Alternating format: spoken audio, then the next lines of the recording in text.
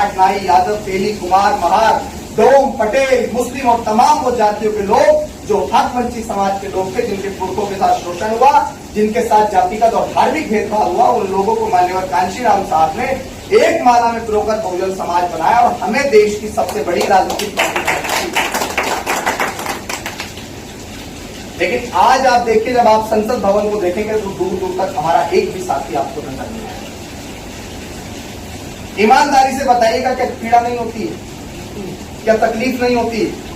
किसी को होती हो ना होती हो, मुझे बहुत होती है साहब। और तकलीफ इसलिए होती है कि अगर आपके सर से आपके बाप का साया उठ जाए ना, तो आपके पड़ोसी की निगाह बदल जाती है आपकी तरफ देखने में। और ये तो देश है, इस देश के अंदर कहते थे ना साहब कि जिनके हुक्मरान नहीं होते उनके साथ शोषण अत्याचार निरंतर होते रहते हैं, जिनके हुक्मरान नहीं होते उनकी बहन बेटियों के साथ निरंतर बलात्कार होते हैं और उनका कोई पैरोकार नहीं होता।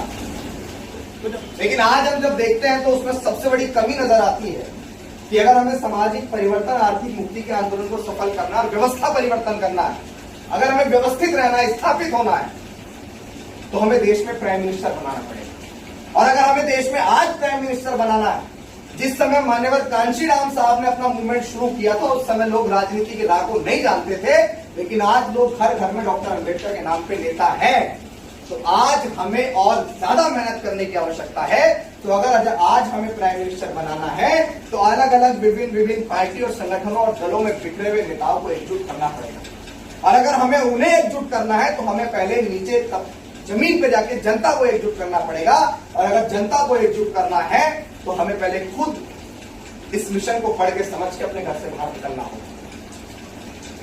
ये बात का विषय है कि कौन प्रधानमंत्री बनेगा, कौन मुख्यमंत्री बनेगा, कौन क्या करेगा। आप देखिए, भारतीय जनता पार्टी इस देश की, इस मुल्क की वर्तमान में सबसे मजबूत पार्टी है, जो पिछले 15 सालों से लगातार शासन कर रही है। ईडी इनकम टैक्स के द्वारा और हमारे महापुरुषों को उसने बेशक सम्मान दिया, लेकिन महापुरुषों के मानने वाले लोगों का जितना हनन आजादी के बाद इस भारतीय जनता पार्टी ने किया, इतना किसी ने नहीं किया। लेकिन वो भारतीय जनता पार्टी छोटे छोटे दलों के साथ गठबंधन करती है। वो भारतीय जनता पार्टी छोटे छोटे 1% वोट जिसके पास है उसके साथ भी गठबंधन करती है और इस देश के अंदर एनडीए जैसा गठबंधन बना के तैयार करती है और तीसरी बार सत्ता में आने का काम करती है।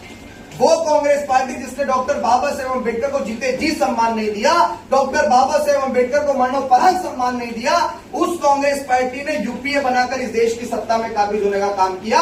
और उसके बाद जो पिछले 15 सालों से विपक्ष इस देश के अंदर नहीं दिखा, उस कांग्रेस पार्टी ने इस देश के अंदर इंडिया जैसा गठबंधन बनाया, क्योंकि वो जानती थी कि सत्ता ही एकमात्र ऐसा रास्ता है जो हमारी तरफ आने वाले ईडी इनकम टैक्स को रोक सकती है।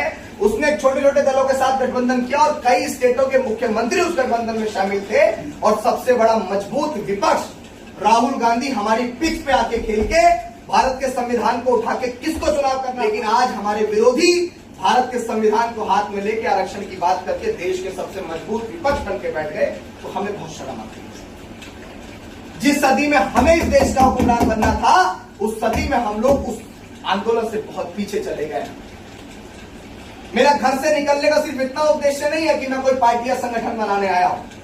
मेरी देश में अपनी एक छोटी मोटी डॉक्टर बाबा साहेब अम्बेडकर का जब मैं नाम लेता हूं तो उसी से मेरी पहचान है। बहुजन शायर के नाम से लोग मुझे जानते और पहचानते हैं, लोग मुझे सोशल मीडिया पे फॉलो करते हैं। लेकिन यहाँ अगर गली गली कूचे कूचे पैदल 10 लोगों के साथ भी, 20 लोगों के साथ भी गली गली अगर मैं फिर रहा हूं तो सिर्फ इसलिए फिर रहा हूं कि मान्यवर कांशीराम साहब का जो त्याग था वो त्याग खत्म ना हो जाए।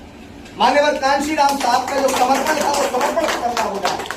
हम चाहते हैं कि इस देश में हमारे नेताओं को ललकारने के लिए हुजूम इकट्ठा हो, जो अपने नेताओं से भी ये सवाल करे कि जिस सदी में हमें हुक्मरान बनना था उस सदी में कोई नजर नहीं आ रहा। और आज अगर हम देखते हैं तो सिर्फ और सिर्फ इसका एक ही मोटिव है कि हमारे नेता बिखरे हुए अपने अहम, अपने घमंड में, और कहीं ना कहीं उनकी उस चीजों का खामियाजा हमारा समाज में।